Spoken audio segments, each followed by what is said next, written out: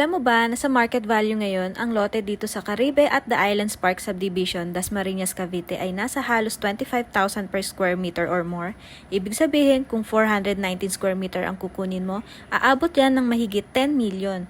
Pero dahil ito ay bank foreclosed property, you can get it for only 13,801.90 per square meter. That's 5,783,000 total starting bid, almost 40 to 50% less than market value. Imagine, milyon na agad ang natipid mo. Location, Barangay Paliparan 2, Dasmariñas, Cavite. Lot area, 419 square meter. Start bidding price, 5,783,000. Payment terms, 20% down payment, around 1.1 million, 80% balance through bank home loan. Bidding, as is where is. Note, bank fees and transfer of title not included.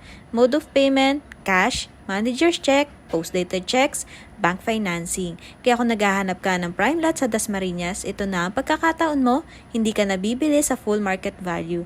Dito, nakasave ka na ng milyon agad. Messages now for free assistance. Bidding slots are limited. Huwag mong palampasin ito. Jin Puig, thank you for watching. See you on my next video. Bye!